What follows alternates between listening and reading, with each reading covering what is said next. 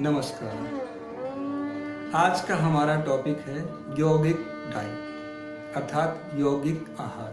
आज इस पर चर्चा करेंगे कि हम जो भी आहार लेते हैं वह यौगिक आहार की श्रेणी में आता है कि नहीं, और अगर आता है तो उसके क्या लाभ हैं और किस तरह से हम अपने आहार को लें। पहला ही सिद्धांत है, हम उपयोग करें या उपभोग, हम जीभ के लिए खाएं या पेट के लिए। दूसरा सिद्धांत। तीसरा, स्वाद के लिए या स्वास्थ्य के लिए।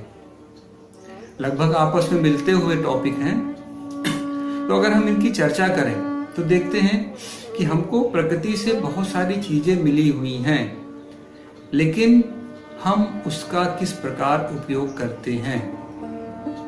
यदि हम जितना हमारे लिए आवश्यक है उतना ही अपने लिए रख के बाकी समाज के लिए छोड़ दें तो निश्चित तौर पर हम उपयोगी होते हैं। इसके उलट हमें जितनी चीजों की आवश्यकता है उससे काफी ज्यादा संग्रहित करके रखें तो उपभोग की श्रेणी में आ जाएगा। हम जो खाते हैं जीभ के लिए खाते हैं या पेट के लिए, तो हम देखते हैं कि अधिकतर चीजें हम ऐसी खाते हैं जो कि हमारे लिए बहुत ही ज्यादा नुकसानदायक होता है, लेकिन हमें उसका पता नहीं है। आयुर्वेद में कहा भी गया है, जैसे केला एक फल है। केला सुबह सोना, दोपहर में चांदी और रात में लोहा होता है, इसका गुण है। मेडिकल साइंस तो इसको नहीं मानती, लेकिन आयुर्वेद मानती है। और वास्तव में हम देखें कि अगर हम शाम को या रात में केला या इन फलों का सेवन करें तो काफी अधिक नुकसान होता है और शरीर में कफ की वृद्धि करता है। इसी तरह से समाज में कुछ ऐसी चीजों का प्रचलन हो गया है जिसके कारण की बीमारियां बढ़ती चली जा रही हैं। उनमें से एक है मिक्स फ्रूट, जैसे सेब के साथ केला मिला लेना या और भी विरुद्ध प्रकृति की चीजों को एक साथ सेवन करना। ये तो ऐसे बात होगी जैसे कि आप चाय और ठंडा पदार्थ एक बार गर्म चाय पीते हैं और एक बार ठंडी वस्तु या दोनों को मिला के खा रहे हैं। क्यों? क्योंकि हर वस्तु की प्रकृति भिन्न भिन्न होती है। उदाहरण के लिए अगर हम सेब की बात करें तो सेब की प्रकृति गर्म होती है, खाने के बाद शरीर में उष्णता यानी गर्मी को प्रदान करता है। अगर हम केले की बात करें, और ये फल उन्हीं क्षेत्रों में भी होते हैं। सेब गर्म इलाकों में नहीं होता है, ठंडे इलाकों में होता है, जबकि केले हो गए, संतरे हो गए और भी ऐसे कई सारे फल हैं जो कि ऐसी जगह होती है जहाँ पे बहुत ज्यादा गर्मी पड़ती है। तरबूजा, खरबूजा। और मैंने देखा कि अक्सर लोग मिक्स फ्रूट के नाम पर तरबूजा, खरबूजा, सेब लगभग कई सारी चीजों को मिलाते हैं, तब उसका सेवन करते हैं।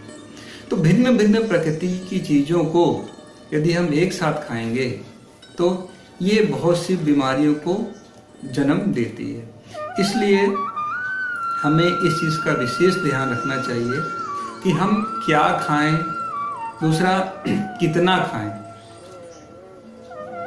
घेरण संहिता में, हठ प्रदीपिका में और विभिन्न ग्रंथों में बताया गया है कि हम जितनी हमारी भूख हो उसका आधा खाएं, 1/4 हवा के लिए और 1/4 पानी के लिए रख दें और भगवान को अर्पित कर अपने भोजन को ग्रहण करें।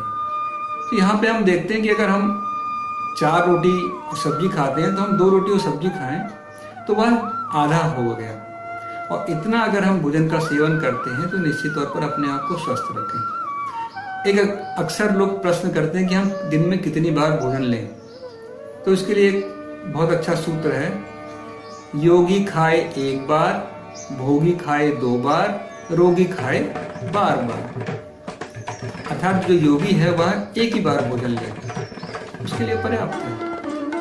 भोगी यानी कि हम लोग संसार में हैं, तो संसार में तो सांसारिक चीजों का भोग कर रहे हैं, तो हमारे लिए 2 ही बार भोजन लेना पर्याप्त है। और अगर रोगी होना चाहते हैं तो जितनी बार चाहें उतनी बार खा सकते हैं। इसका ध्यान में रखते हुए हमें अपने भोजन को एक शेड्यूल बना के उसके अनुसार भोजन लेने का प्रयास करना चाहिए। तीसरा ये है कि हम जो भी भोजन ग्रहण करते हैं इस चीज़ का ध्यान रखें कि उसमें बहुत ज़्यादा वैरायटी ना हो। सब्जियां एक हो, उसकी जगह हम 3-4 सब्जी भी ले सकते हैं, लेकिन वो हमारे लिए नुकसान करती है, क्योंकि हमारे शरीर में विभिन्न पदार्थों को पचाने के लिए विभिन्न एंजाइम्स, विभिन्न जूसेस होते हैं, विभिन्न एसिड्स होते हैं। और अगर हम एक साथ कई चीज़ों को खा लेते हैं तो शरीर को पचाना बहुत ही मुश्किल हो जाता है। इसको उदाहरण के द्वारा हम समझने का प्रयास करते हैं कि हमने अक्सर देखा होगा कि कूड़े में जिस तरह से सारी चीज़ें होती हैं, तो कूड़ा बीनने वाला उसमें से लोहा अलग करता है, प्लास्टिक अलग करता है, कचरा अलग करता है। लेकिन हमारे पेट में ऐसा कोई सिस्टम नहीं है, और छोटा सा हमारा आमाशय है, स्टमक है, लगभग इतना। तो इतने छोटे आमाशय में सारी चीज़ें जब जाती हैं, एक साथ इकट्ठी हो जाती हैं, तो शरीर उसको किस तरह से पचाए, ये उसके लिए बहुत ही मुश्किल होता है। तो वह सब चीज़ों को पहले अलग करे, तो अलग कर नहीं पाता है, क्योंकि सब आपस में मिल चुकी होती है।